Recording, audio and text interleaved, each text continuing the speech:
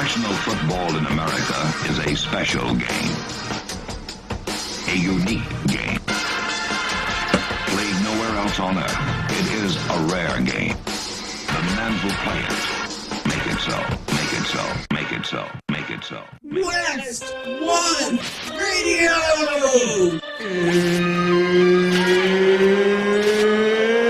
It's time! It's time from the Dago Dungeon. That's right, Murph bringing it 110%. Woo!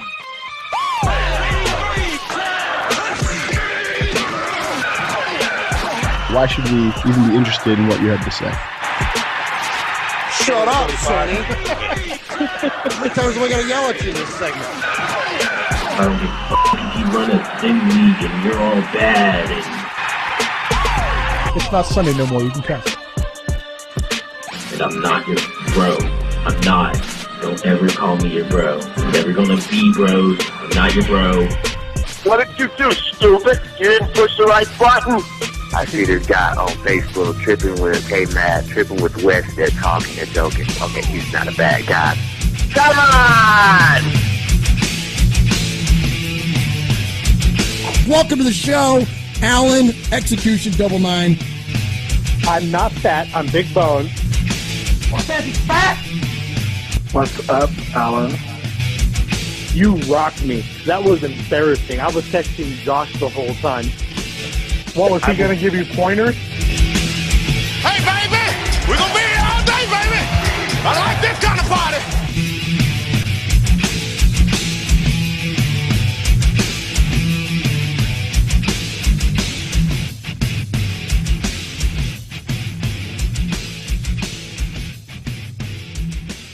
Welcome once again to another fabulous episode of WestOne Radio. I'm going to start it off by texting my co-host because he just dropped from the feed. He's having some technical difficulties this evening. Yep, let's see. So I'm just going to go ahead and call him here. So we'll go ahead and get to that in a minute. Anyways, but first off, let me welcome you to the show. Thank you for listening. Thank you for tuning in on YouTube if this is after the fact. I will be your host for tonight's festivities. My name is Murph. I am the Raider Gamer. You can hit me up on Twitter. You can hit me up on Facebook. Everywhere pretty much is the Raider Gamer, except on Twitch. I'm just Raider Gamer because someone stole my the. Go figure.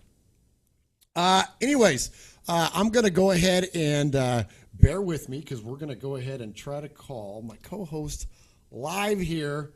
This is live actual producing of the show going on here as we speak. Let's see if I can get this to go here. All right, we're going to go start to dial his number, and hopefully he will be joining us here shortly. Normally, my co-host joins us via a video feed to go along with his audio, but he's having technical difficulties, as I mentioned. So we are going to welcome him in audio only, and I think we've got him. Auden, are you there? I am here. Everyone's favorite Auden.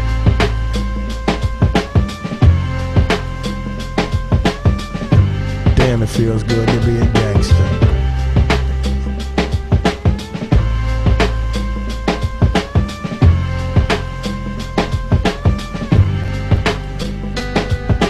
Damn, it feels good to be a gangster. Well, I think that's a perfect introductory song for me tonight, Josh. I'm definitely getting my WestOne street cred on here with a very ghetto setup that's decided not to work tonight. So here I am with the getting through to WestOne Radio the best way I know how, through the phone.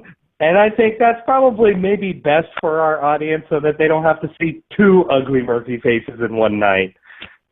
Hey, speak for yourself there, pal. I consider myself a looker.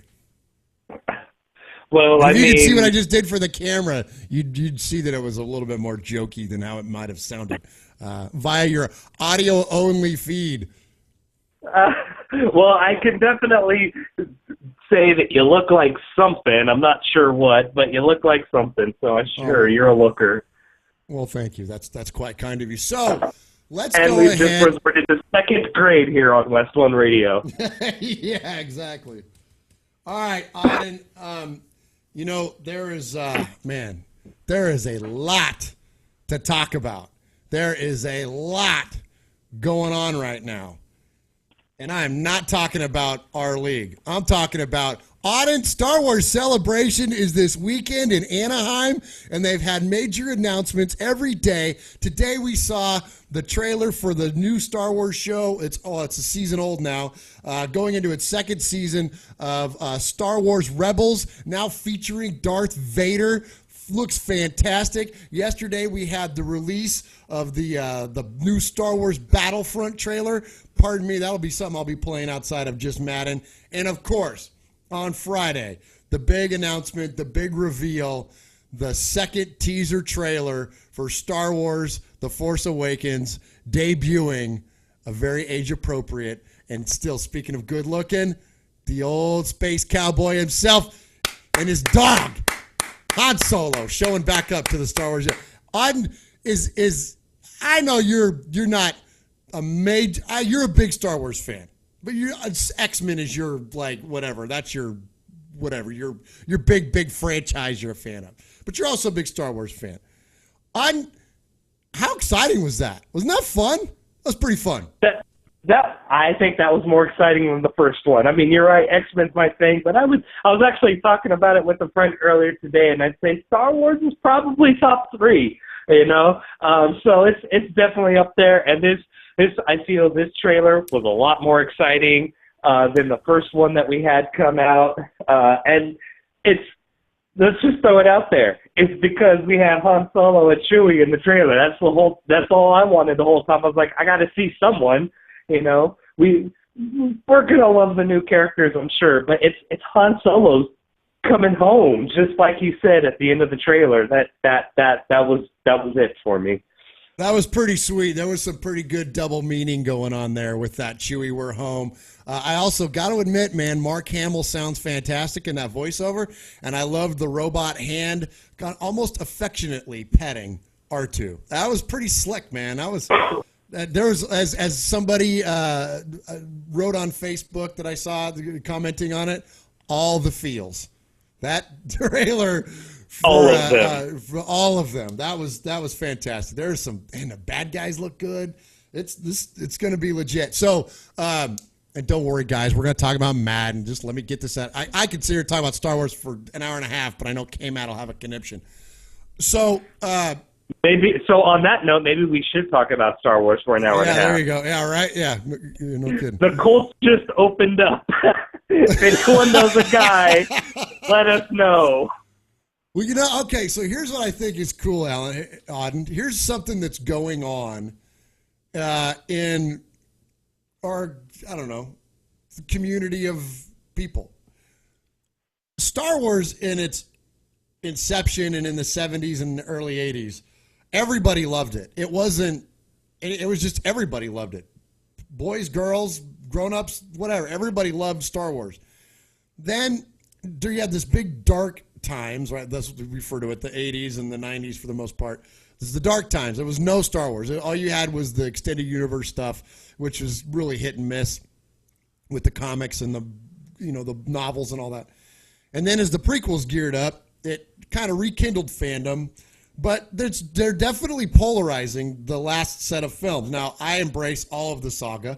I don't discriminate, because if you think half the Star Wars movies suck, then you think 50% of it sucks, and that's not very good. So I don't know how you could consider you're a fan of something that you only like half of. It's like saying you only like half of Led Zeppelin's records or something. Like, this doesn't make sense. But anyways, that said, I get it, because they were a departure. It was something a lot different, and so it really changed the way that fandom for that particular franchise was viewed. And really, in most recent history, it's turned into kind of I'll call it a nerd thing, right? Or a geek thing or whatever. Really kind of, and I know there's a little more chic nowadays with shows like Big Bang Theory and stuff like that, but still, the kind of overall consensus of being a fan of the wars was that you're kind of a nerd, And I think that's starting to change. It's everywhere. We've only seen the second teaser trailer, and already Star Wars is everywhere. Dude, I was at Walmart the other day getting some bug spray and checking out the counter, and I'm wearing a Star Wars shirt like I do. And the guy goes, "Hey, man, did you see the trailer?" And this is like a guy probably, I don't know, mid to late 20s, you know. "Hey, man, did you see the trailer?" And I go, "Heck yeah, I did. I probably watched it 20 times already." He goes, "Me too, man." He goes, "When Han and Chewie came out at the end, I lost it." I'm like, "Yeah, man, me too." You know, like it's just people are just talking about it. Like it's becoming more, I don't know, embraced, accepted, like not as channel driven as nerddom. Like I don't know what you know what I'm trying to say. Does that make sense? You know, you kind of touched on something about like things like the Big Bang Theory and stuff, and I think just nerd culture all in all is just kind of becoming more accepted. I mean, you have obviously Star Wars is more of a pop culture phenomenon than just pop culture, but even look at the comic book movie boom. You know, being a comic book fan is an in thing right now, and you have to thank the X-Men movies, the Avengers movies, the Dark Knight trilogy, you know, all these movies that are coming out and making it cool to be a comic book fan now. You know, you have Star Trek reboots that are making it cool to be a Star Trek fan. So all this new wave of nerdom is making all this stuff more acceptable in the pop culture scene, whereas, as you said, in the 90s or so, they usually kind of hid the fact that you like Star Trek or that you like Star Wars or that you read comic books or you read the Lord of the Rings books or whatever. It wasn't really socially acceptable to do that, but now it is, because you have all these big-time movies coming out and changing the perception of that stuff. Yeah, and I think Star Wars is next level, man. I think it's even, and I 100% agree with everything that you just said, plus some. Like, I think it's even bigger than that. Like, I think it goes beyond, you know what I mean? I don't know. It's just, it's pretty cool stuff. I think we're in, you know, of course, obviously for fans like us, it's the next 6 years are going to be amazing. You know what I mean? And so, but let alone for, you know, like my kids are 12 and 9. Like they're perfect. They're the perfect age for this next wave of the sequels coming up. Anyways, good stuff, man. I'm excited. And so, anyways, fun stuff. All right. Well, and as a Star Wars fan, I will say, and I know this isn't as big a deal to you, and probably not even to a lot of guys listening, but as a Star Wars fan, I know you remember the game even if you didn't play it a lot, but Star Wars Galaxies is having something of a revival right now, too, as there's a lot of private servers that are out there emulating the game, and so there's a bunch of communities out there that have been building up these new Star Wars Galaxies communities, and you can go on there and play the game just like you were able to 8 years ago or however long it was when that thing was still up and running. So for me, I've been doing that. I've had Star Wars trailers. You know, it's a pretty big time to be a Star Wars fan. It is. And check out Rebels. When Rebels came out last year, even I, the big Star Wars honk, was like, this kind of looks like a kid show. You know, I'll watch it with my kids. You know, about halfway through the season, I'm like, all right, it's a kid show. It's kind of fun. Because nowadays, everything Star Wars is canon, right? So anything that they do, anything that's comic books, movies, TV shows, whatever, everything is considered canon at this point. There's no more extended universe.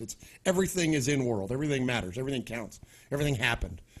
So watching this Rebels show, I was kind of digging it. It's kind of fun. It's just a real lighthearted, colorful thing. Then all of a sudden, man, it started getting into some more serious character stuff. Dude, Alan, the way that show closed out, if you haven't seen it yet, I would encourage you to do so. It's on Disney XD is the channel that it comes on. You could probably find it on demand and stuff too. Oh my gosh, dude, it's great. It's great. And the trailer that came out today, watch the trailer, the season 2 trailer. Whew. And if you were a fan of the Clone Wars and watched any of that show, which we did, diehards, we watched every episode. Man, it's just another level. So anyways, all right, we got to go. We got to get up from Star Wars. So we'll be here all night. Okay, so let's talk a little bit of about Madden football. Do we have to? I know, right? It's that time of year. All right, Auden, we're going to start off by covering our Week 3 scores in our league. Yes, We do have a Madden league. Despite all this Star Wars talk, we are here to talk about WestOne Online League and what's going on in our league. And we always like to cover one or two of our week scores. Right now, we have started Season 4. And so we are going to talk about what has gone on so far up to Week 3. We're going to cover the Week 3 scores as we are now in the middle of Week 4. The first game starting us off this week, Auden, we had Terry Dennett and his Minnesota Vikings take on your nemesis, Preston Billingsley and his Seattle Seahawks. In this game, Auden, the Seahawks won 24-30, and Robert Turbin for the Seattle Seahawks gallops for 181 yards in the game. Seahawks win a close one.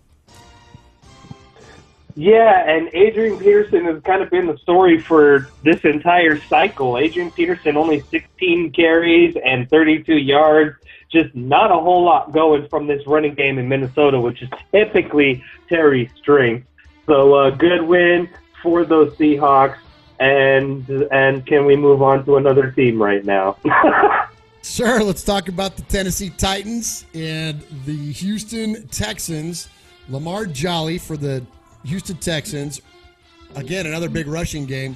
26 attempts for 154 yards against my Tennessee Titans.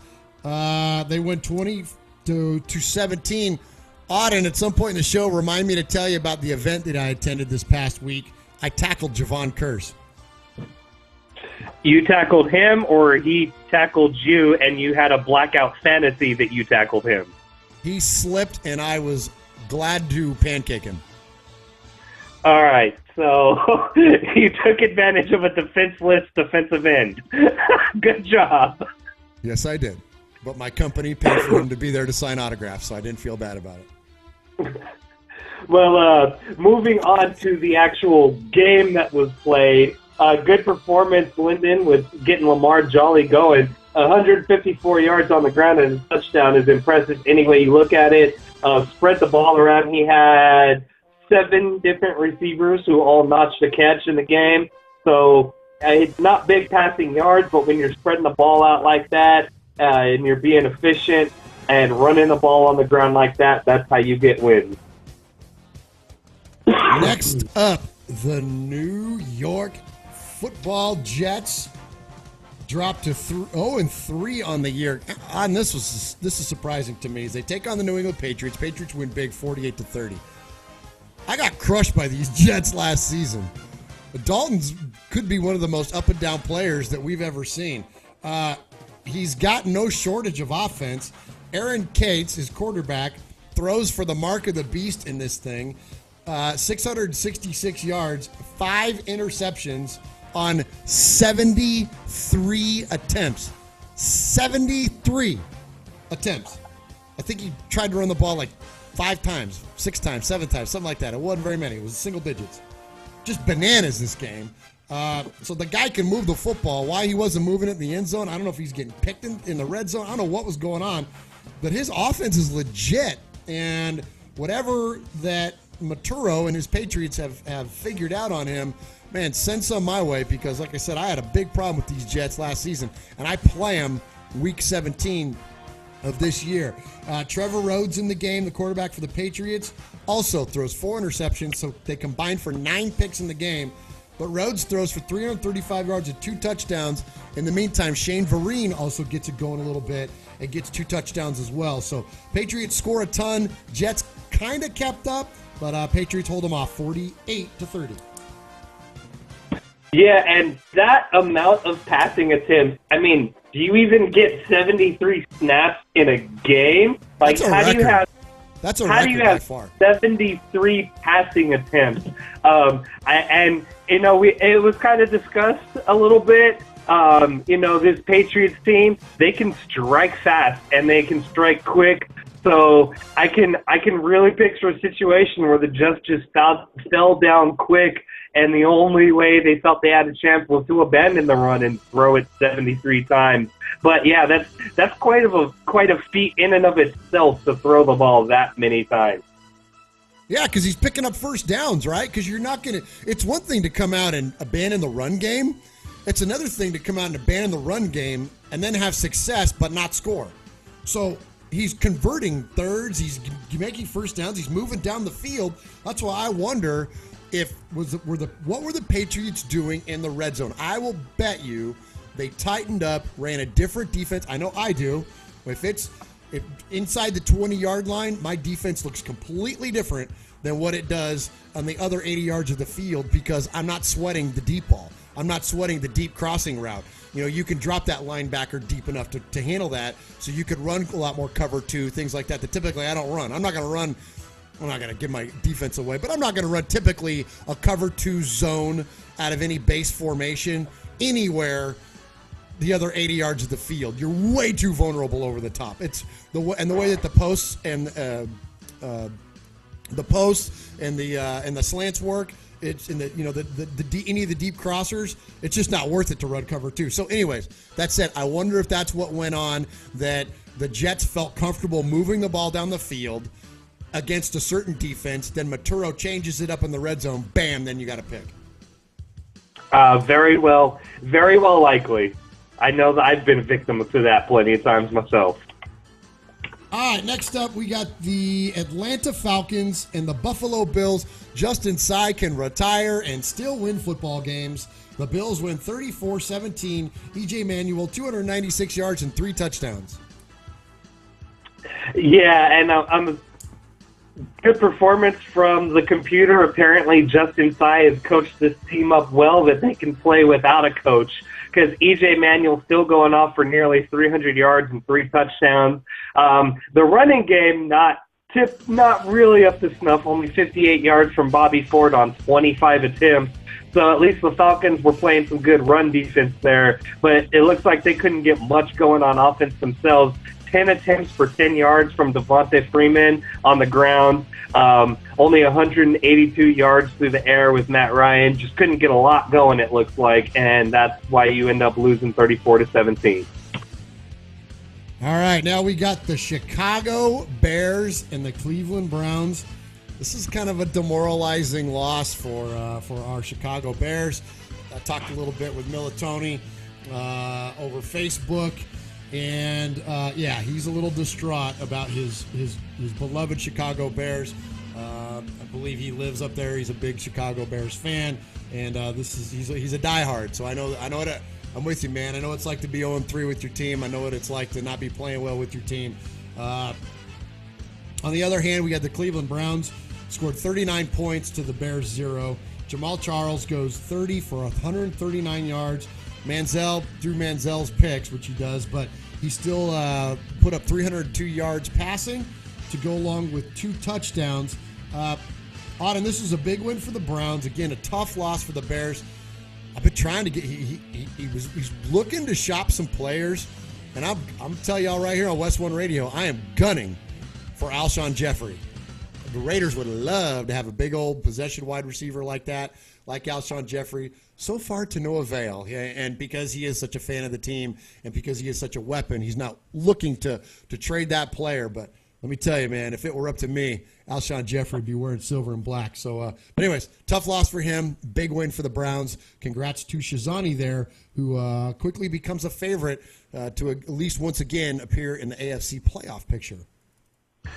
I mean, let's be honest, Josh, or Murph, you're already throwing in picks into triple coverage, throwing to Golden Tate. You get someone like Alshon Jeffrey on your team, and you're going to think you're invincible, and you're going to start throwing into 5-man coverages, thinking that Alshon Jeffrey should be coming down with that ball. It might be a good thing to not get that wide receiver on your team.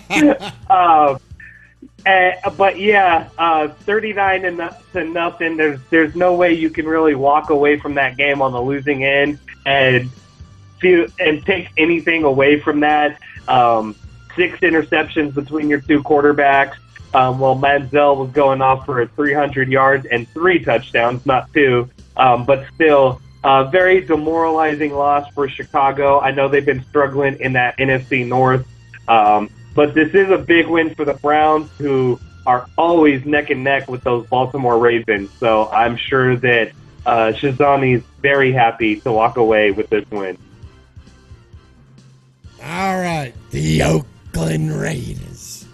I need to get the autumn wind to start playing one of these days when it comes to my scores. Yes, that's exactly what this show needs. That's exactly, more Murph, right? Yeah, no. Less of me and more of you all is much better. But I will say this. I played the Chargers again. This is twice in 3 weeks. Speaking of demoralizing losses, Alan, I got my butt kicked week 1 against these San Diego Chargers. Workman and I have had a lot of close games lately. Early on, I had the advantage, and then he started creeping up, and our games were coming down to final plays, kicks with a minute left, that kind of stuff. Like, our games were getting really, really close.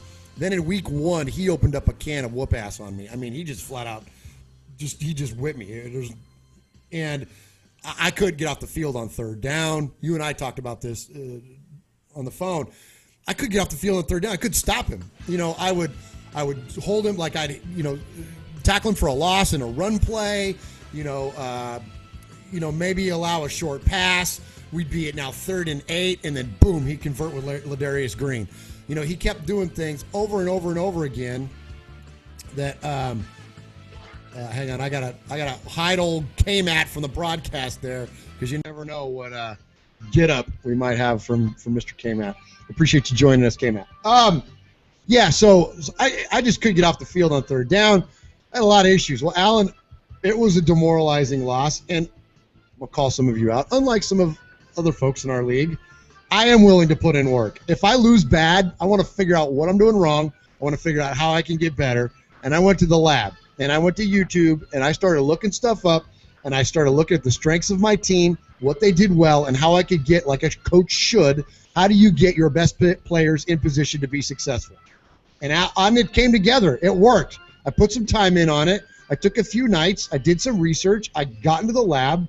And sure enough, it worked. I picked him off 4 times. The stuff that he was doing and converting those third downs on me in the first game, I was picking him off in the second game. I also got to his quarterback 3 times and sacked him and had a semi-decisive victory and won 27-9. So this isn't about patting Murph on the back, but it is just to say, if you want to get better, invest some time into it, man. And I'm not talking like I spent 20 hours. I'm talking like 5, and things changed.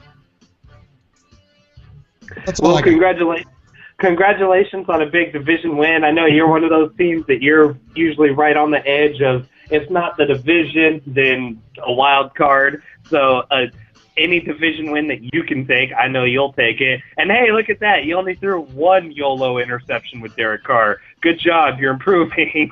And let me tell you this, and I'm going to take credit for this. Not only, and you and I talked about this on the phone, but for WestOne World, I practiced about 6 passing plays, very specific passing plays out of very specific formations, and got good at that. Good as I'm going to get, anyways, relatively speaking. I got as good as I'm going to get at throwing those passes to where I'm comfortable that if it's not there, it's at least not going to get picked. The one of those plays, Derek Carr overshot the receiver. You get those ones where you'll just uncork one and throw it like 10 yards out of the direction of the guy. It was one of those. So even though I did throw a pick, it was like, all right, well, I'm fine with that because it wasn't me. It wasn't me forcing something. It wasn't me trying to read something that wasn't there. You know what I mean? It was something that I practiced. The timing was right. It was just the player, and that happens. That's just Madden. So anyways, yeah. So, that was good. All right, enough of me. Let's move on to timing is perfect. Welcome to the show, K-Mat. Welcome to the Indianapolis Colts, who won a big game against the Cardinals. Now, listen, I got the stats written down here. Luck 279 and 2 touchdowns, but we're not going to focus on the stats because they don't matter. This game was played at least once, if not twice, and due to technical difficulties via the internet, that's so familiar to you, Auden. Based on technical difficulties, they weren't able to get it in, and K-Mat played the computer. Phrasing. And what? I said phrasing. What did I say? You said they weren't able to get it in. All right, that's gross. Keep it PG. Knucklehead. Jeez. Hey, I'm not the one that said it. Look, you're gonna get all K-Matt all fired up here. All right. I think K-Matt was fired up long before. That's true. He's always fired up. Never mind. There was a joke in there, but I'm not gonna. I love you, K-Matt. I'm not gonna make jokes about you in your presence on the internet. Just fight back. All right, let's keep it to the game. So, K-Matt won this game decisively anyways. And I don't remember what the final score was going to be. K-Matt says he's got to take his shirt off now because it's getting hot in there. Okay. See what you did, Josh? Every time that K-Matt comes on the show, it devolves. Killing me. So funny. All right, so anyways, talk about the Colts. Alan, did you get to watch that game between the Colts and RJ, the Cardinals? It was a really, really good game. I did not know. Okay. Well, then, so why are you hosting the show, co-hosting the show tonight? I'm not sure, actually. I have a computer that doesn't work. I didn't watch the game. I'm not sure. Sheesh. Way to provide that additional insight there, Auden. Okay, well, let's move on to you want to talk about the Cowboys, your favorite team? Let's talk about the Cowboys, and let's talk about how they took on the Chiefs, my favorite team.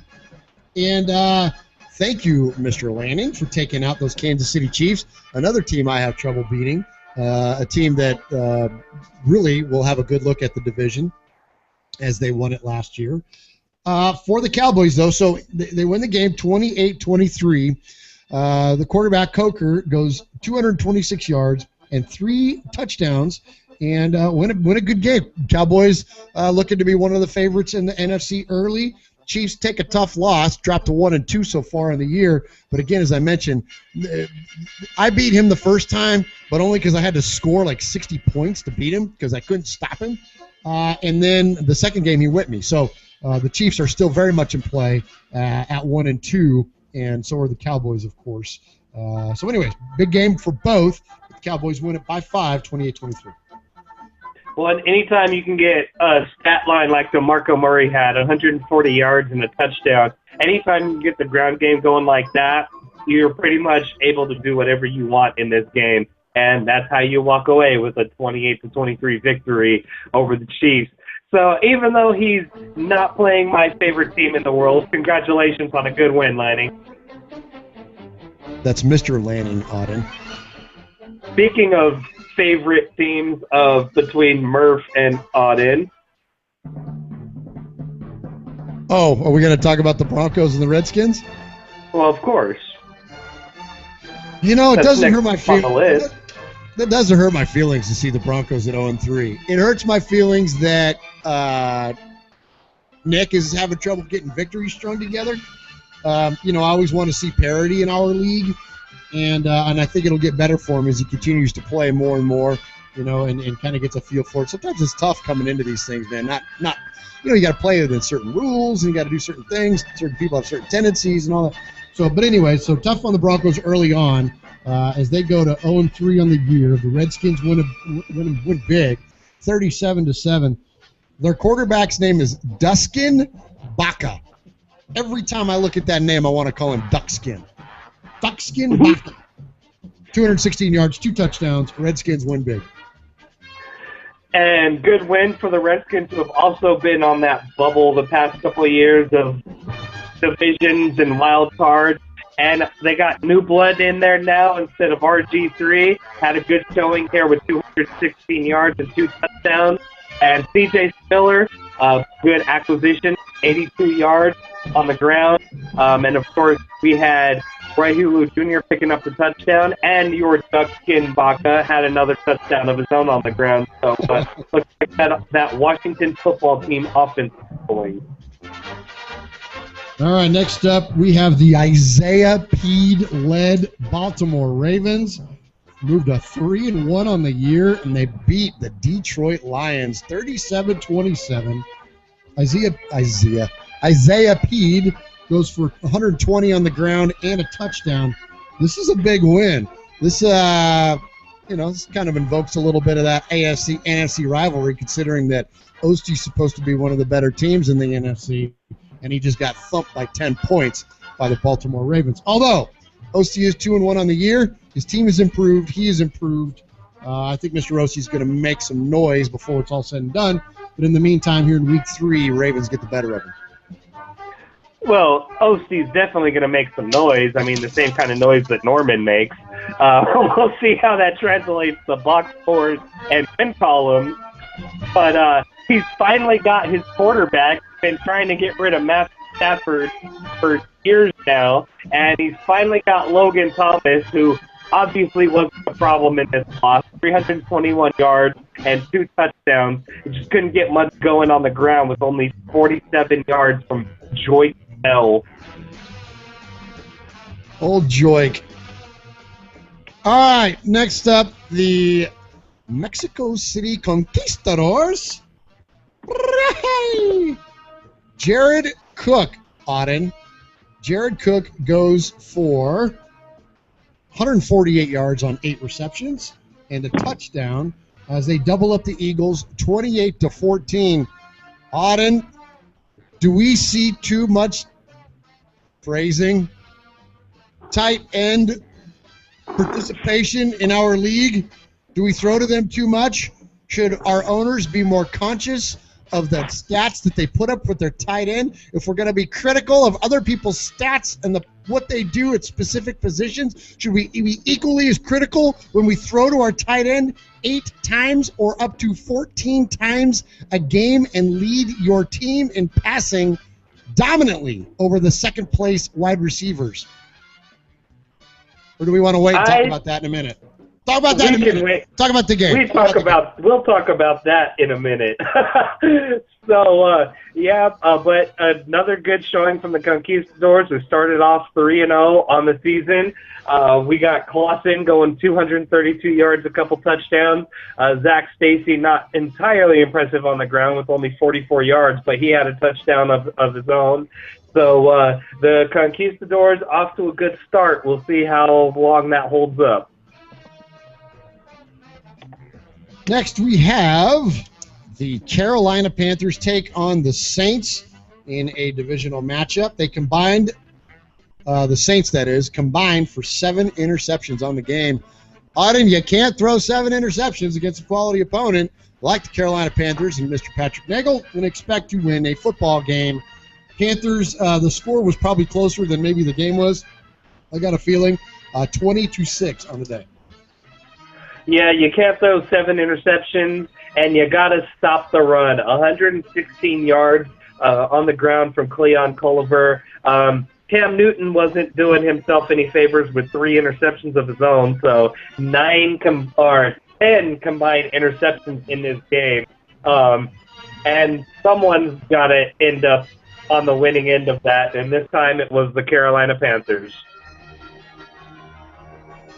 All right, the undefeated Carolina Panthers, that is. All right, buddy, it's that time of the show. We're going to kind of break it down here a little bit. We're going to just kind of bring it down, maybe bring in a segment that I like to really focus on, I guess we could say, here in West One Land. And it's anytime we cover the Cincinnati Bengals. There's something very important that happens. There are 2 things that are very important about the Cincinnati Bengals. One is the name of their quarterback. The second is what he does. Now, what he does is he throws interceptions. You know, some people, all they do is hit home runs. Some people, all they do is score touchdowns. Well, this guy, all he does is throw interceptions. And when you throw interceptions to the tune of 5 or so per game, you can't have an expectation to win a football game against a quality opponent like Josh Dorman. Like him, love him, hate him. Speaking of polarizing, he's about as polarizing as it gets. I think most of us all love him, but you know what I mean. So the Packers win big, 27-17. But let's talk about that quarterback for the Cincinnati Bengals. Auden, you know what the name of the quarterback is for the Cincinnati Bengals? Josh, I believe it is Rockford Brock. I'm sorry, you broke up. Your tech tonight is terrible. What was I think Rock? What was it? What'd you say? I believe it's Rockford Brock. Okay, Rockford I heard, then you cut out. What was his last name? Brock. No, that's not quite it. It's not coming through. Should I say it a little bit louder for you? Yeah, speak up a little bit. Okay, Rockford Brock. Oh, yes, you're close. Can you lean into the microphone just a little bit closer? Brock. And I am here tonight as the representative for Brock, the conqueror himself, my client, Brock. Just suffered from Brock. Brock, you can't beat Brock. Best friend in the world, Brock. I got 2 words for you. Brock! Brock! That one's never going to get old. Maybe to you guys, but not to me, and I push the button.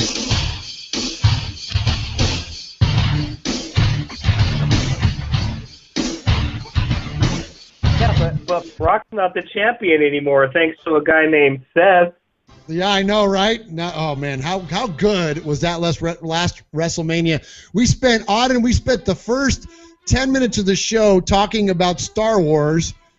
We could spend another 10 minutes of the show talking about WrestleMania and barely make it into Matt. I think K-Matt's reaching for his remote as we speak because he doesn't want to hear about our wrestling talk. So anyways, that's enough. Well, that's all right. I don't want to hear about his WNBA talk, but that's never stopped him. Oh, that's true, too. That's really, you know what? So, he says he loves wrestling. All right, well, let's talk about WrestleMania.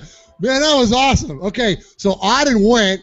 Auden, you were there. Tell me, I'll give you my coolest WrestleMania moment, and then you give me yours. No, I'm not going to say by far, but, man, because there was a few good moments. But that RKO that Orton laid on Seth Rollins when he went up for the curb stomp, and he went and he basically launched Rollins up in the air off of his neck, off of his back, and then hit him with that RKO, that was impressive. I don't care. Yes, it's choreographed. You can call it fake. You can call it whatever you want. Those are still men jumping around, really in the air, really falling down, really doing those things. And the precision to pull that off, that was impressive. That was a very athletic and impressive move. Yeah, that's definitely one of the better RKOs that I've seen, and that was the first of many impressive moments of the night. My favorite of the night was probably during the Triple H and Sting match when I heard that DX music hit, and all of the old DX members, I don't care if they're all pushing 50, having Road Dogg and Billy Gunn and X-Pac running down to the ring, that was incredible for me, only to be followed up with Hogan, Nash, and Hall coming down with NWO facing off against DX. It was a 1990s wrestling fan's dream.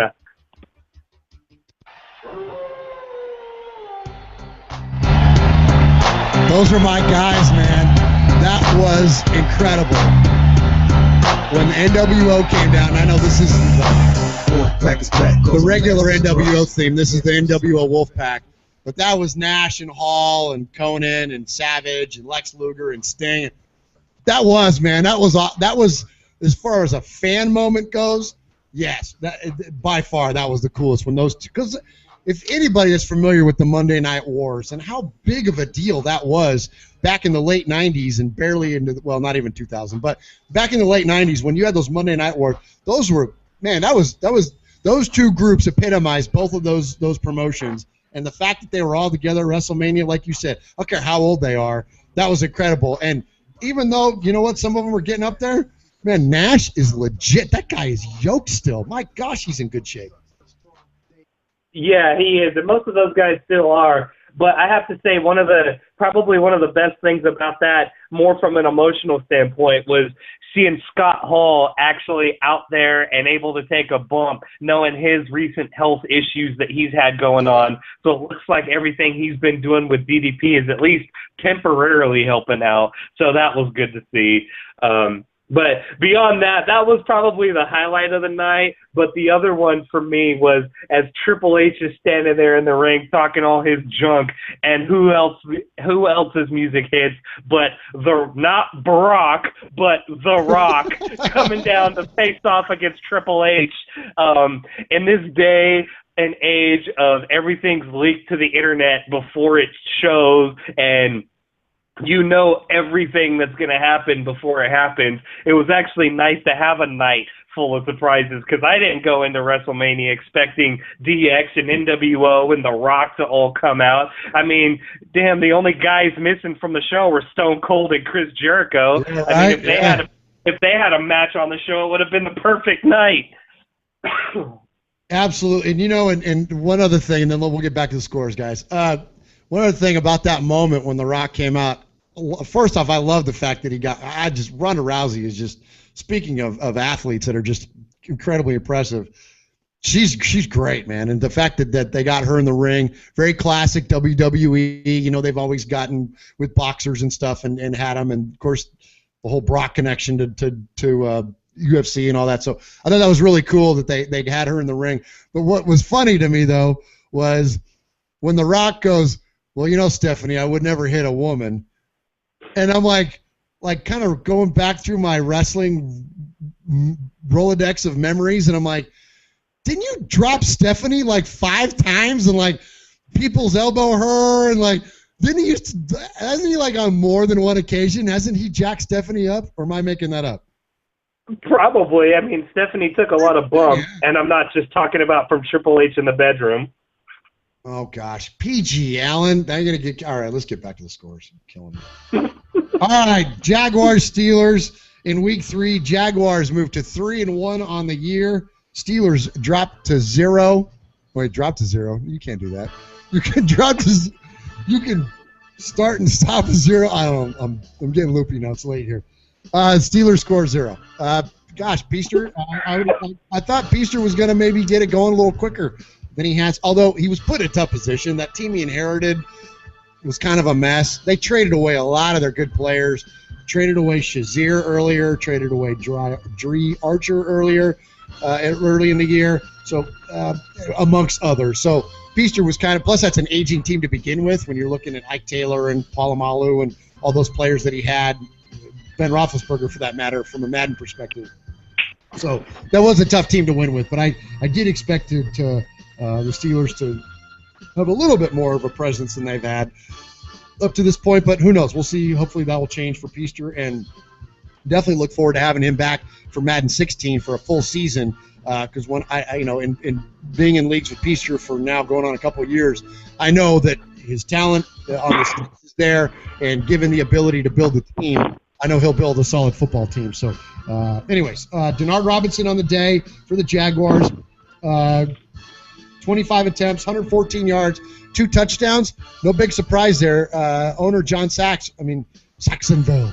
We know that he's got him going, and has really now for going on another season on it. So no surprise there, and I expect the Jaguars could be one of those playoff teams when we get to the end of season 4. Yeah, and everything that you said about Peaster is pretty true too. He the Steelers kind of got the Yum Nug treatment before he got there. So you're right, he was kind of at a disadvantage. And as you pointed out, Jacksonville's been a very quality opponent since arriving in Jacksonville, and they haven't really slowed down. And when you can get 115 yards and 2 touchdowns from Denard Robinson, when you get a run game going like that, that's kind of all you need to get going. And then you got 3 sacks from Justin Vasquez. You got another sack from Dakota Watson. So, you get 4 sacks in a game and you're running the ball like that. That's kind of a recipe for 28-0. All right. Let's see. We're going to jump to your game, and then we're going to cover the other game last. Niners win big over the Giants, 31-6. Frank Gore's stat line is awesome. Frank Gore has 6 attempts on the day, a total of 3 yards, 2 touchdowns, and a long run of 3. Now, we all know Jerome Bettis is from Detroit. we all know that Jerome Bettis used to be a favorite to run the football inside the 3-yard line.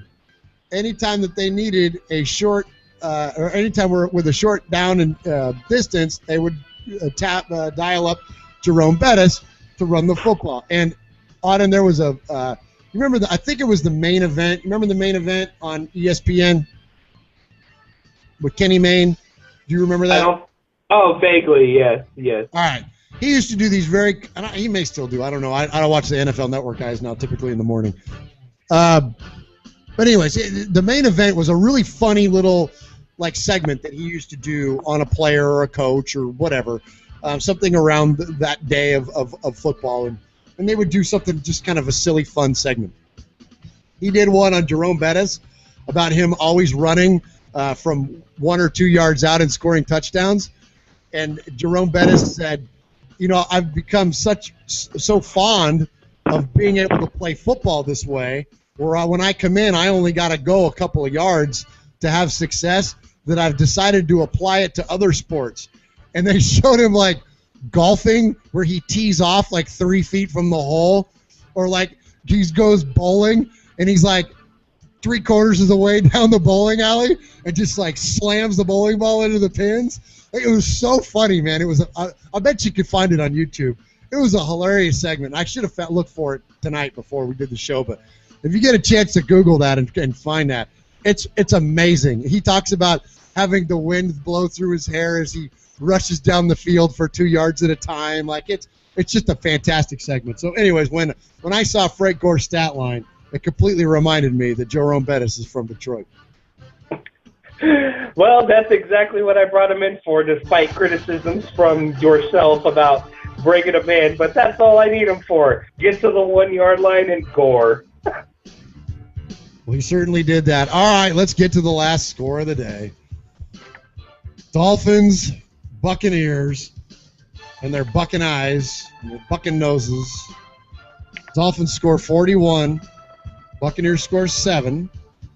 Eddie Lacy goes 22 attempts for 140 yards and 2 touchdowns.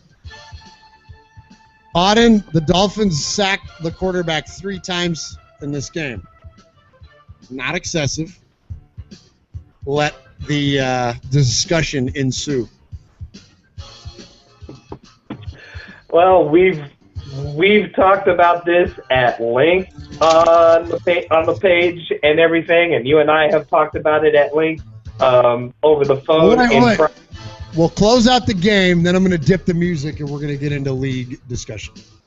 Okay. Well, in that case, let's just look at the stat line. You had Ryan Tannehill, 3 touchdowns on 233 yards. Eddie Lacy, 2 touchdowns on 140 yards. So this offense was definitely rolling. I know Tampa Bay was struggling to get this defense going against Miami, but I know there is a focus out there in Tampa Bay to get that defense picked up and get it going into the future. So I'd love to see the Buccaneers get it back together because they're primed to go on a run this year in the NFC. All right, Auden, good job. That brings us to the end of our Week 3 scores. So congratulations to everybody that had wins this week. The guys that are struggling, man, if you got time, put some work into it. And thank you, K-Matt, for complimenting me on my facial hair. Put some work into it. Guys, I promise you, it doesn't take a lot. Sometimes I think that we fall into habits and we fall into tendencies, and we get to points to where we stick with something that we're comfortable with, and without exploring other things to do in game, then you get figured out pretty easily and you get thumped. So if you find yourself struggling, I would encourage you to head out and lab it out a little bit and see what you can do to get better. Maybe not play in 47 Madden leagues, maybe just play in 30 of them, and then spend the other time that you would spend in the other 17 leagues to get better at the 30 that you're in. Just my opinion for just editor commentary there. So write me emails. Okay. Auden, we touched on it. We are going to openly discuss it. Now, you and I are like-minded on this. So anybody that's listening live, you can join in on the conversation. Please do, especially if you have a counter opinion, and I would encourage you to.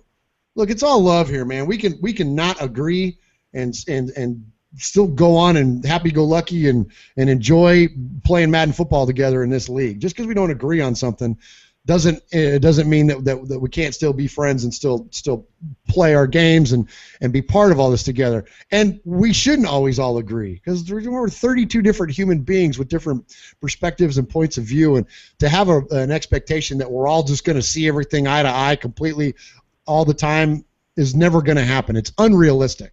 So knowing that, sometimes as a commissioner, I'm going to make decisions on what I think is best for the league for a majority of the players or owners, knowing that it's not going to be for all of them. So that could be a draft date. That could be a ruling like we've had here lately with the league. Whatever it may be, it's never going to make all 31 of you happy. It's never. And I don't expect it to. And I'm okay that some of you are not going to be happy with it. Okay? Now, I would ask you this, though. Should you have criticism, and I'm way open to it, and we are always learning, and we will always get better in the things that we do when we run our league, I would ask you to be courteous with the criticism.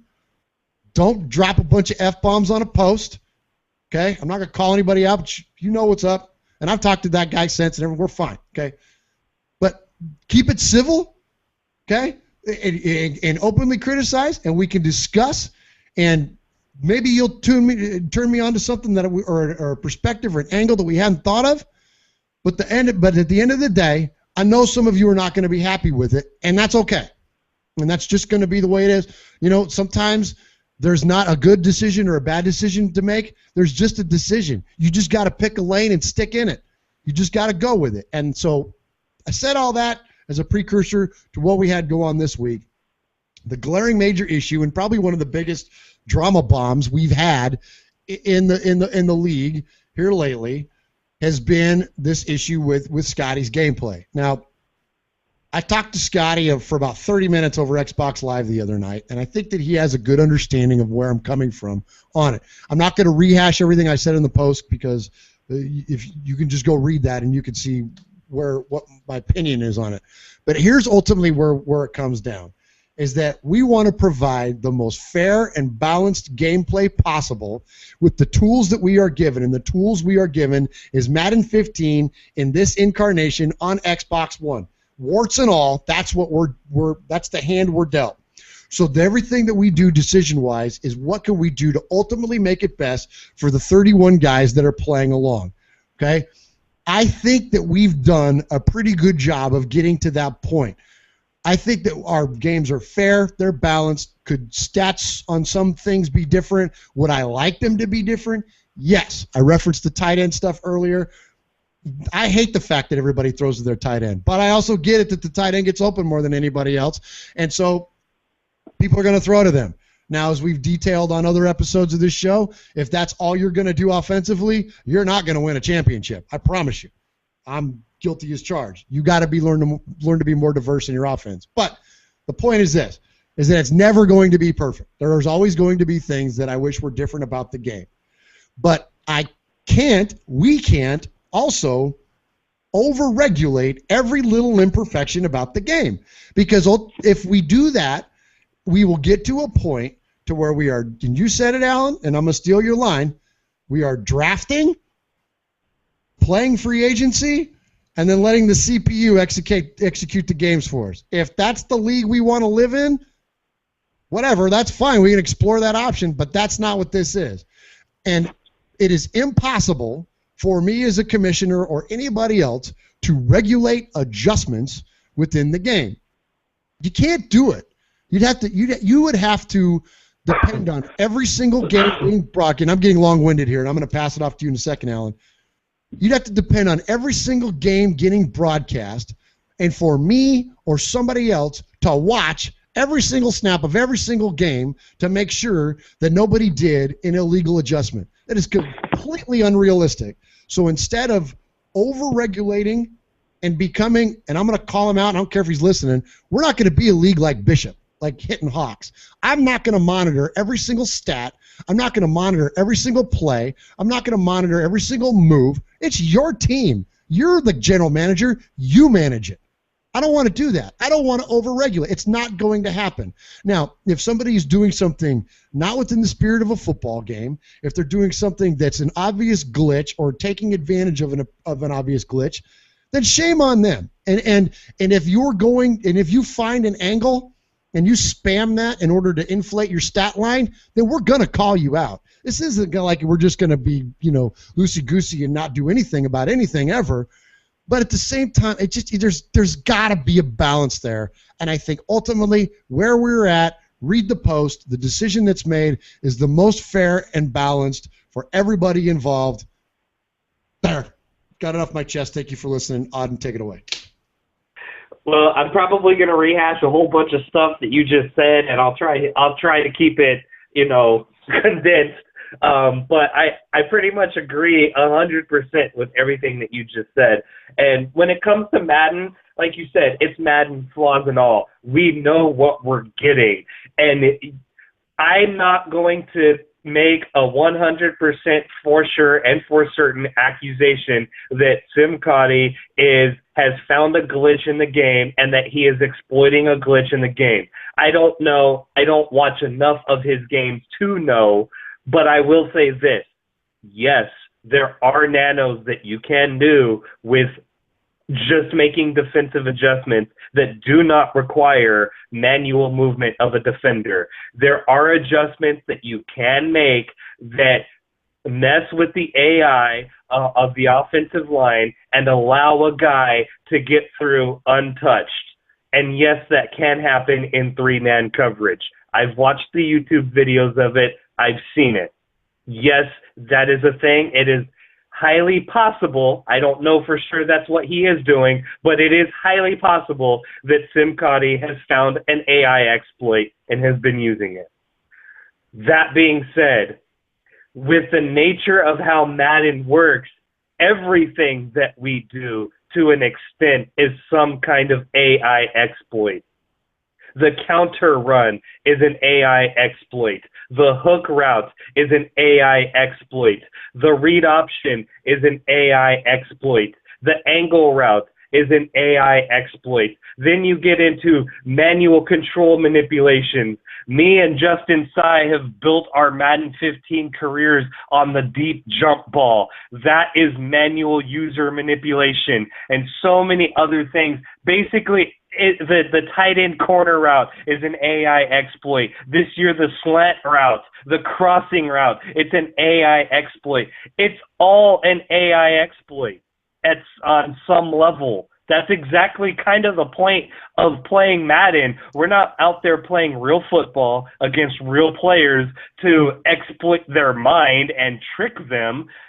We're exploiting AI. That's how we get our upper hand. If we're going to start looking at things that guys are doing and say, oh, that's working too good, and then throw out punishments on it, we're not going to have a game to play because there's going to be literally nothing that you will be able to do. You won't be able to run any route that ever works because it exploited the AI. You won't be able to ever run any defense that ever works because it's an AI exploit, or make any sort of adjustment or anything like that.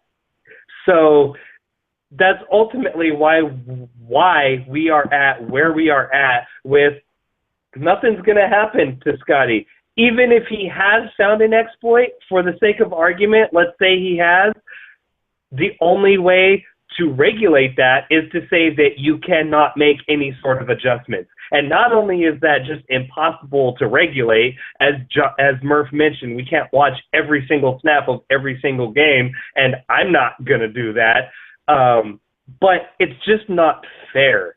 It kind of takes the point of it takes away the point of football when you say you can't make adjustments to what your opponent is doing. Isn't that football? And if Scotty has found an exploit that he is using, well, guess what? There is a counter to it. There are very effective counters to it, and they're not that complicated to figure out. When I played against Scotty in last year's game, I did some YouTube research, and I probably didn't spend 5 hours that Murph said he did labbing. I spent maybe 1 or 2 researching some videos, taking it to practice mode, figuring it out that it worked, and I beat him 39-21. Now, that's not talking junk, because next time he and I play, he might beat me 39-21. All it is saying there are counters to all of this.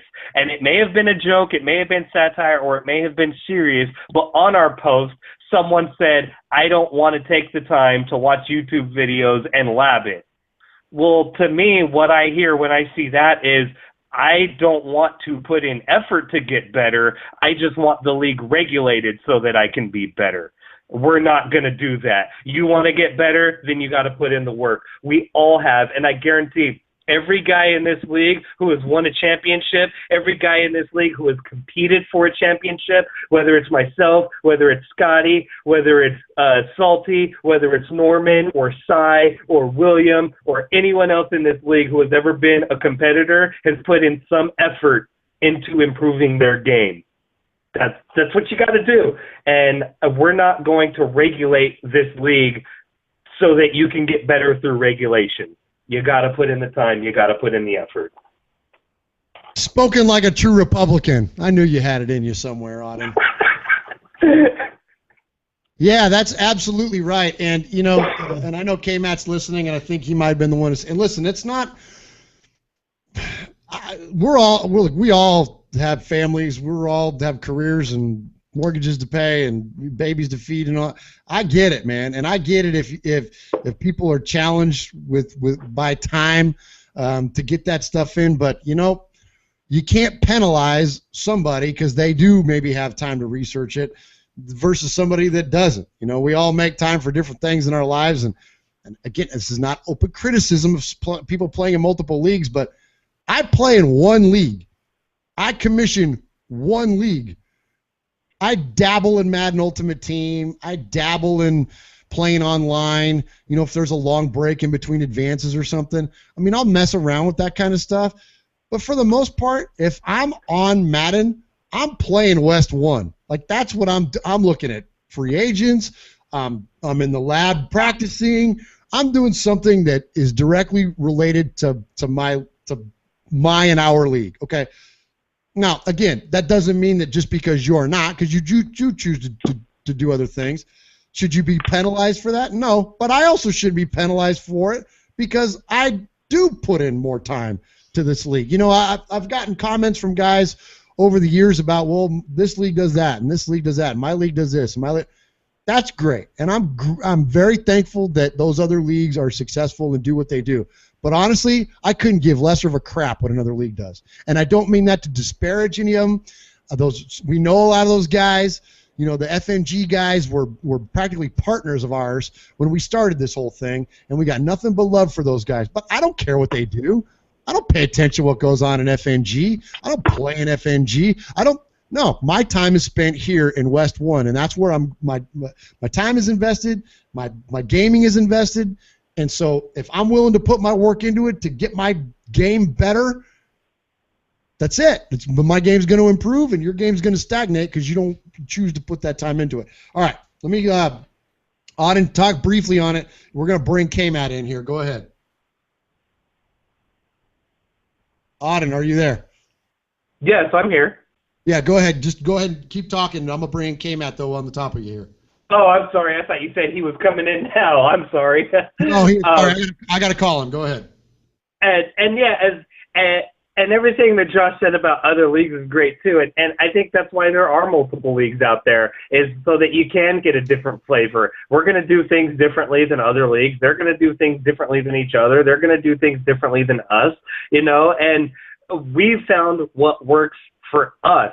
And I don't think Murph or Salty or myself are going to say that this is the be-all, end-all of how a league should or shouldn't be run. It's just what works for us. And this is how we want to have our league experience. So lots of guys out there, multiple leagues, get multiple experiences. So I think that's great. And we hope that we can offer you 317-902-9601 is not available. You're killing me. At the tone, please record your message. Answer your phone. Okay, Matt. Says Okay, man, I'm going to call you one more time. Okay, buddy? I need you to answer your phone. Go ahead, Auden. As I was saying, I guess we're going to have to vamp a little bit more on this. I don't personally play in any other leagues, but I know lots of guys do, and I think that's great. And I can say for myself, I am more than open to suggestions from other leagues on things that might be done. It's good to have those altering perspectives. All right. We got him this time. We have him this time. Welcome to the show. Welcome to WestOne Radio, the owner of the Indianapolis Colts, potentially the favorite in the AFC this season here in Season 4 in WestOne land. We will talk about that when we get to predictions after the segment. But, K-Matt, go ahead, buddy. Hit us up. Let us know what you got.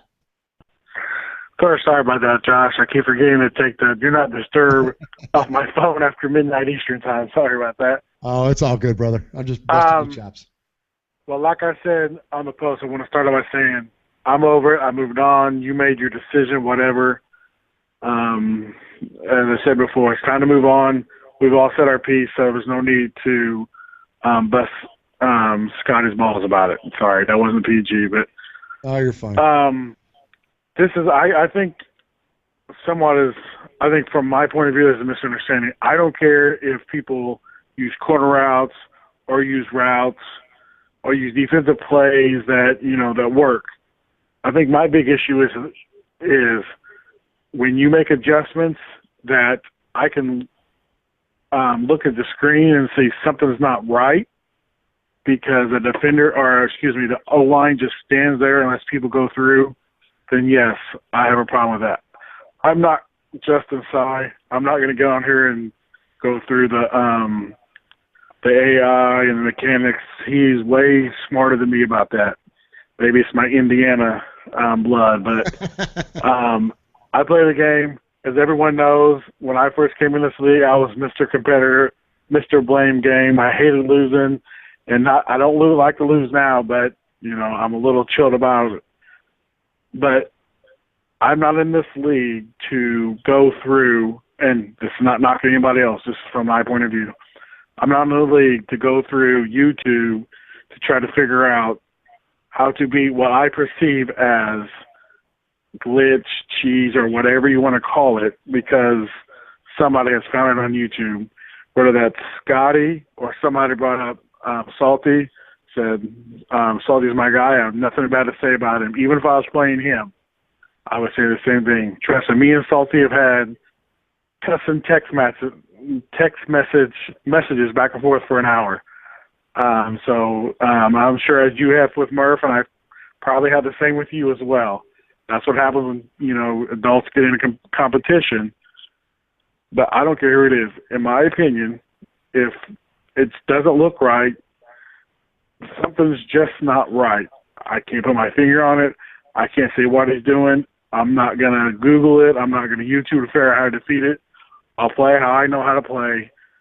If my opponent wants to use stuff like that, then he wants to win more than me. Yes, I will say that out there. I'm not going to YouTube to figure out how to adjust, move this guy here, move that guy there, pinch this, spread this, blitz this, corner this. That's just not me. I play, like I said, has it been 5 years that we started this? 5 years ago when I came in here. Yeah, I was. We're 3 going on 4. Madden 16 will be 4. But I want to comment on something. You hit on a bunch of key points there, K-Matt, and I'd like to address them here just one at a time if I could. Hey, wait a minute. It says he's closed. You don't know that, but go ahead. I'm sorry. I know. We got you from the eyeballs up, and that's a safe shot. So thank you for that camera angle. Let me stand up. No, don't do that. So let me address a couple of different things here.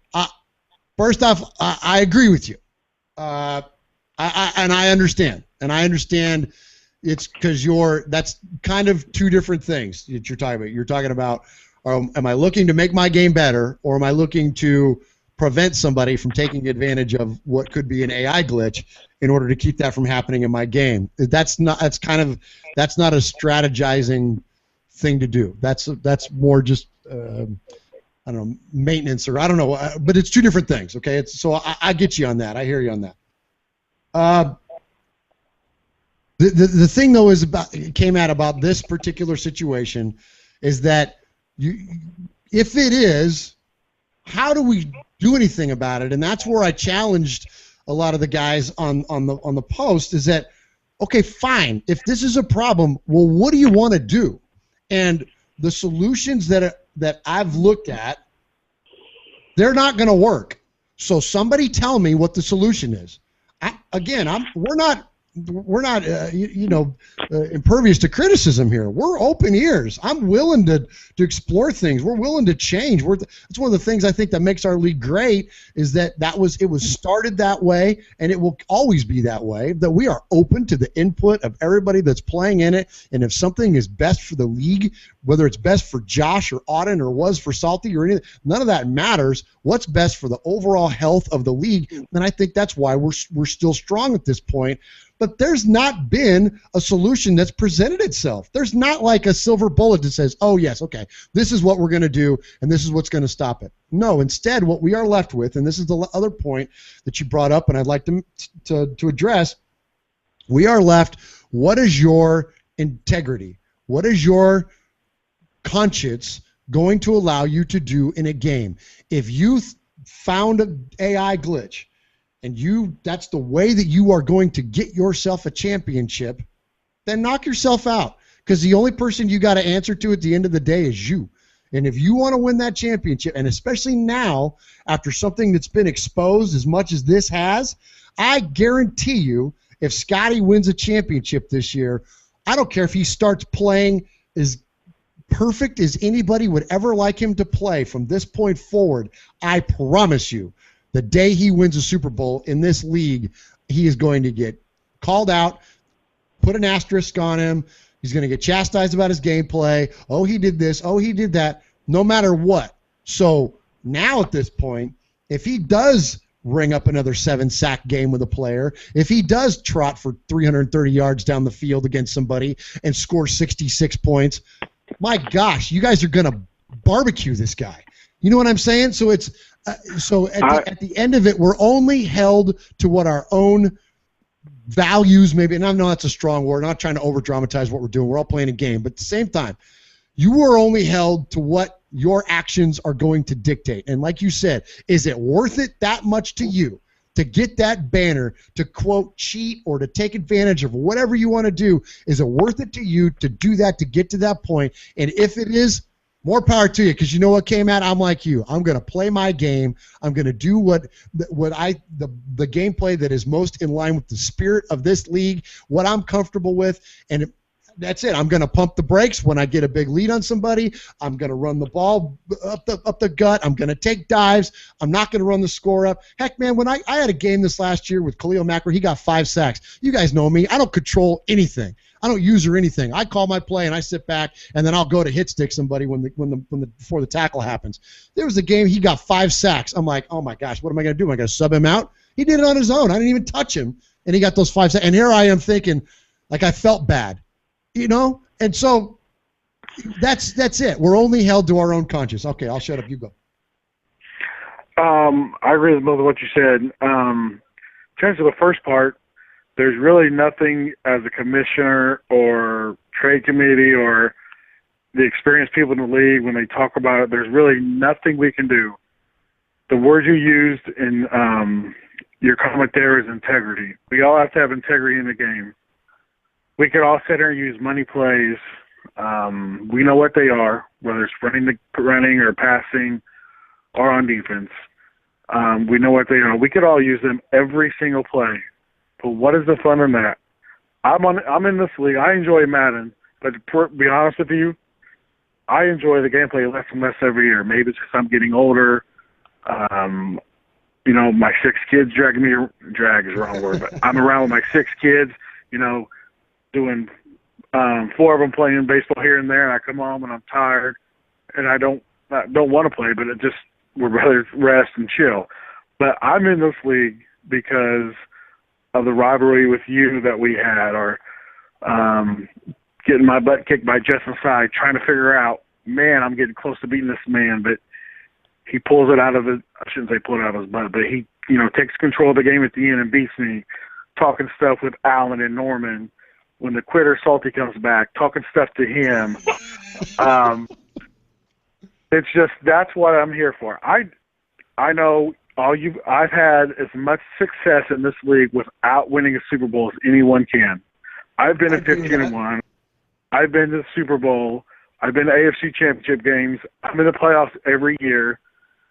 I'm not trying to say I'm a great player. By no means I'm not doing that. But it's not, winning the game anymore. Yes, if I win a championship, I'm going to come on this Facebook, and you guys are going to hear about it probably till I can't type anymore.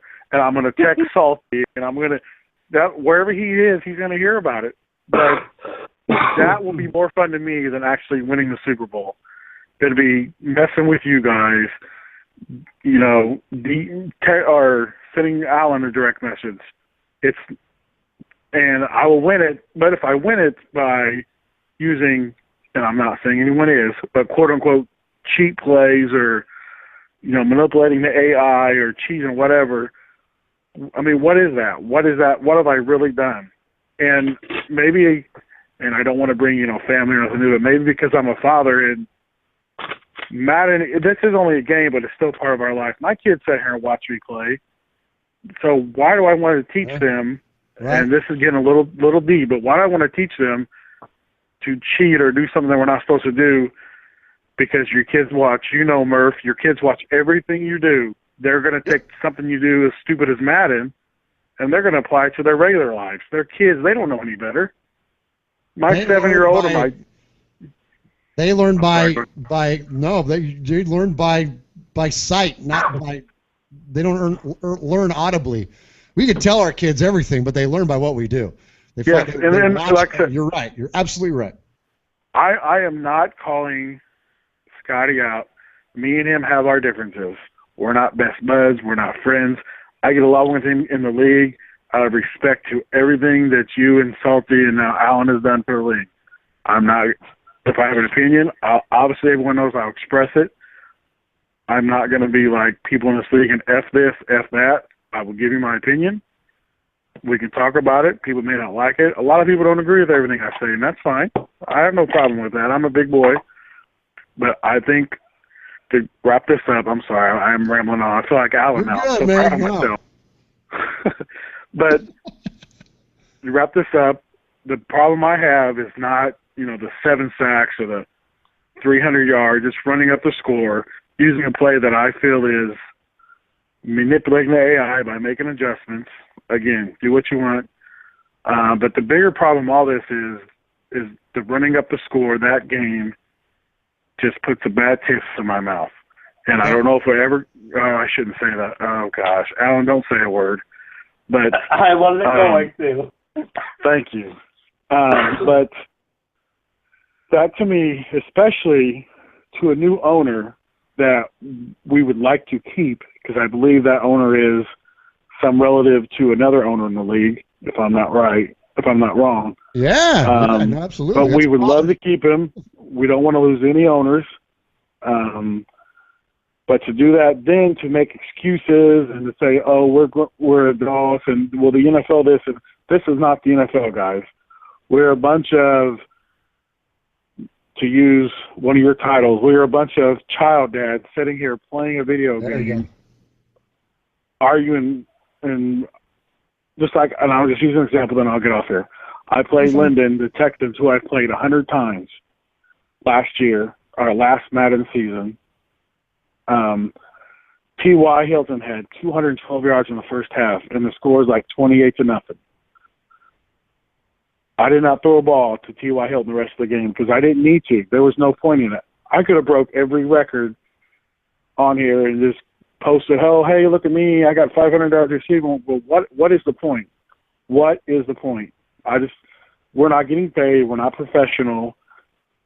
This is not the NFL. If Bill Belichick wants us to win 66-3, you're comparing apples to oranges, comparing him to comparing Madden. And we all got to have integrity, and I wish everyone would play that way. So you guys, people don't have to agree with me that are listening. You guys don't have to agree with me, but that's just the way I play. like I said, I've came a long way, and I'm not bragging on myself when I first came in the league to how I acted, win or lose, or all this stuff. And like I said, Murph and Salty can be the two that tell you, because I've had knockdown, drag-out arguments with them. Of course, some We've of it was always because gotten along, just completely having a completely even-keeled relationship, K-Matt. Well, I'm We've sure I never can had pick up some furious text text history. fights at 1 a.m. in the morning. Of course, I think that's all because I intercepted you 10 times, and you've got a little, hair up your butt. But that's just my personal opinion. That's so much better, Josh. Don't you put me in double digits, K-Matt. It was 9. Well, so should we get 10 Rockford Rock on your team? But that was last Madden, too. That was before it got all bad like it is this year. Sheesh. If that game were to happen in this Madden, it would have been 15 interceptions. So I went a little long-winded. I went a little odd in on you guys. Sorry about that. But that's why we want you to call in. We all got to just give some integrity, treat everybody in the league with respect. Like I said, when their games is 66-3, if you look at the opponents, if that was me against Norman, I wouldn't have said a word. But if I got a chance to do that to Alan, guess what I'm going to do? I'm going to do it. And Alan should do the same to me, just because it's a different relationship. And if people don't understand that, then I got nothing for you, because we all have different relationships. Actually, I probably wouldn't run up the score on Alan. Because beating him 28-0 and putting in my scrubs would be worse than running up the score. But that's okay. Anyways, I'll get off here, guys. Like I said, good show tonight. Good conversation. I'm glad I don't have to look at Alan's mug on here. I just get a look at the older Murphy sexy facial hair. So that's all I got for you guys. I'm out. All right, K-Matt, that was a great call, and everyone in the league knows that K-Matt and I aren't going to agree 100% of the time, but there were a couple things that he touched on that, we've drugged this segment out a long time, so I'll keep it brief, but there were a couple things that he brought up that really stuck out to me, and that was, first of all, why are we here? And I haven't been in this league as long as a lot of guys. I came in a couple years ago and everything. So there's a lot of guys, K-Matt included, that have a lot more seniority than I do. But the reason why I stuck around is obviously it's fun being able to play Madden against human opponents instead of the computer all the time. But it is for the camaraderie. I mean, I look at these 31 guys in this league, and it is kind of a second social circle for me. I get to pop onto Madden, play a game, and have a little fun talking junk with people like Norman or K-Matt or my brother or his cousin Salty or some of the other guys in this league, and it's fun. I enjoy doing that. It's a social dynamic for me, and ultimately, that's why I'm here. And yes, I'm a competitive person. I'm very happy about the fact that I have won one championship in this league, and I hope to win more. And I will play hard to do that, as I hope that all 32 guys in this league are going to do. But the other thing that he did mention is the relationships that we have with each other. And there's certain things that some guys can get away with against certain guys that wouldn't happen with others. Perfect example, NFC Championship game, Josh Norman doing his high stepping, running up and down the goal line, wasting time and showing off. That's what you expect out of an Auden and Norman match. If you didn't have that, it would have been a disappointment. So Norman's doing that. I'm laughing my ass off on, because it's funny. That's what we do. Other guys that maybe you don't have that same relationship with start trying to do the same thing. That's when we start getting problems. Just be aware of who you're playing and what you're doing. It's one thing to have that friendly rivalry with someone, but it's another to start really trying to rub it in and disrespect the other player. And ultimately, that's what it's got to come down to in this league. Whatever you're doing with your adjustments or your play calling or whatever, I don't care. Have respect for your opponent. That's ultimately what we're all here for, is to have a respectful game with a bunch of guys that we can be social with afterwards, to have a little fun with it. But when you start doing things that are disrespectful to your opponent, that's being disrespectful to the entire league, and that's when problems arise. Yeah, that's it exactly, and I think that's where the disconnect was, and I think that I'm encouraged after having that lengthy talk with Scotty. I'm encouraged that he now kind of understands we don't all come to the table with that understanding of one another. That 66-3, no matter how you slice it, is not good. And then when you tack on the stats on top of it, it makes you look like a jerk, frankly. And that's how the conversation that I had with Scotty. That I wasn't, like I said in the post, I'm not going to boot him from the league, but I did let him know how I felt about it. And while I don't begrudge him for his gameplay, the guy's got some crazy stick skills. If you've ever played Call of Duty with Scotty or seen how he plays that game, he's one of those guys. He's the guy that when you play Call of Duty and you get shot out of nowhere and you're like, oh my gosh, what just happened? Scotty's the guy that's killing you. He's one of those guys. So all these adjustments and all this stuff, he's lightning quick on doing this stuff pre-snap. He's lightning quick with his. That's why you give him a fast, super agile running back like Jamal Charles. That's the reason that he's able to break off these big runs and do it. Yes, a lot of it's his play calling, but a lot of it is his stick skills too. And I got respect for his stick skills, okay?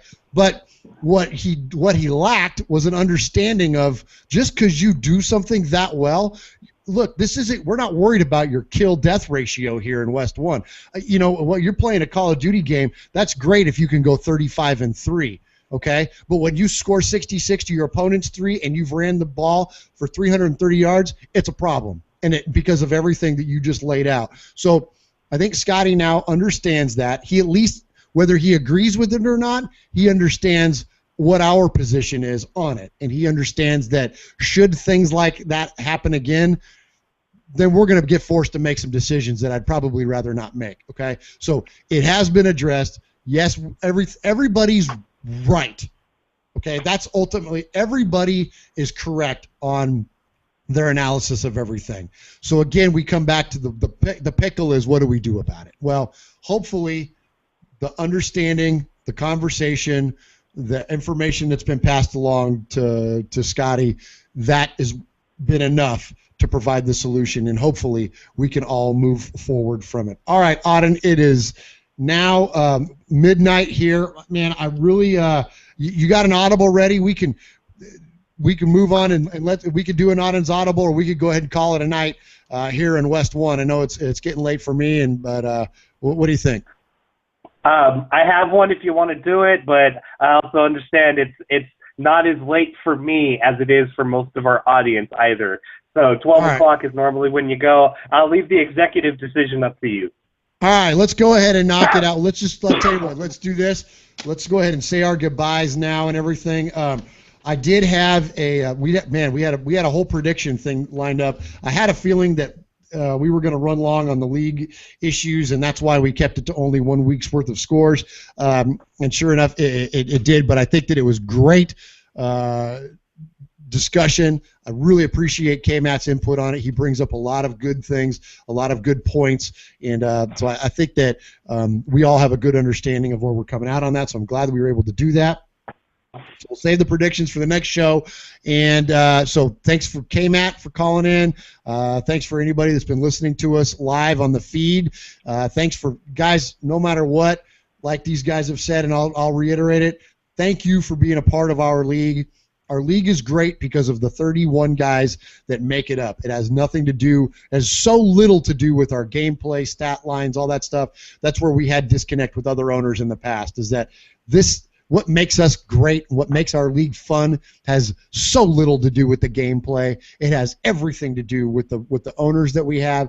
It has everything to do with the way that we interact with each other and the community that we've built. And I'm incredibly proud of that community that has been built.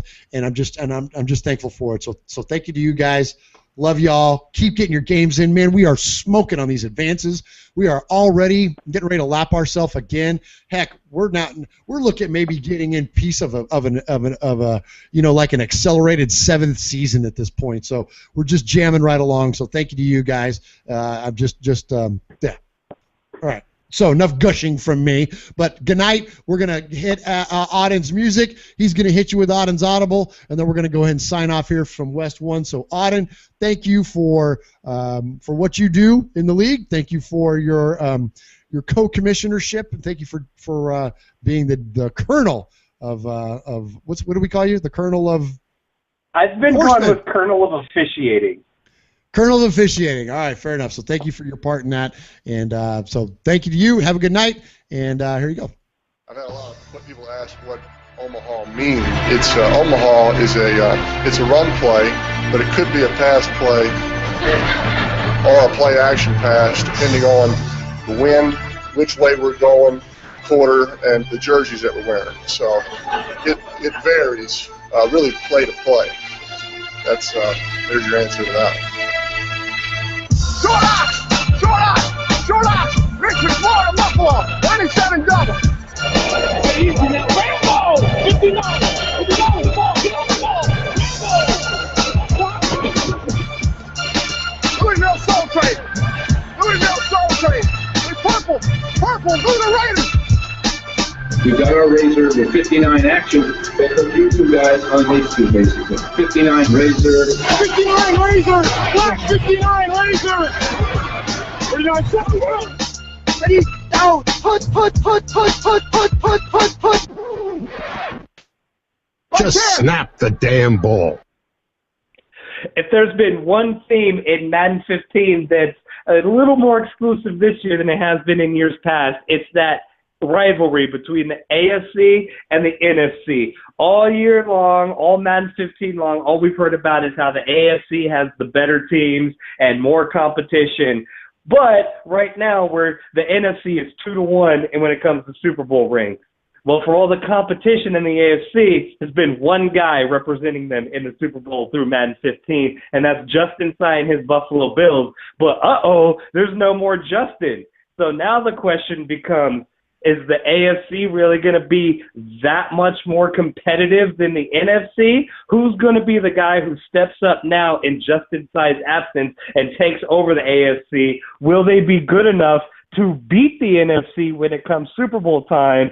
And the looming question with Justin Tsai out of the picture, much like when Salty said his goodbyes for the year, will there be asterisks next to any successes and banners that come out of the AFC, knowing that the AFC wasn't as strong as it could have been? It's going to be an interesting dynamic in that conference going forward, and we're going to see who steps up and maybe forges their own legacy going forward and leading into Madden 16 with the return of Salty and Justin.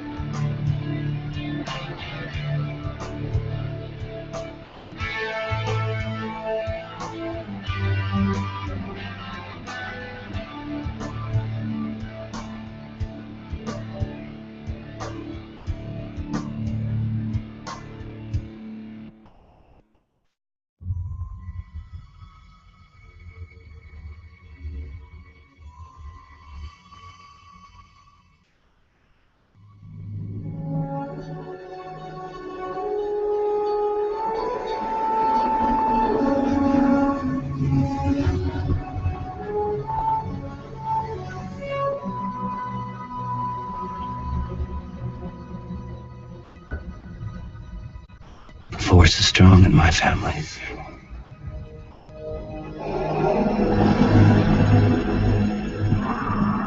My father has it.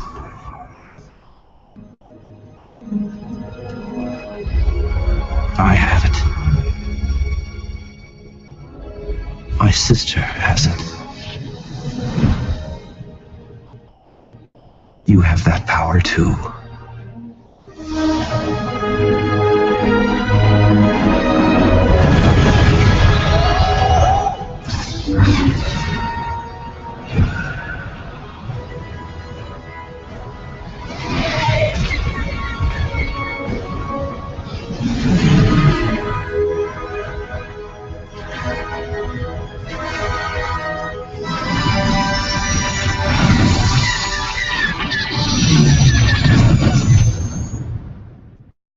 Chewie, we're home.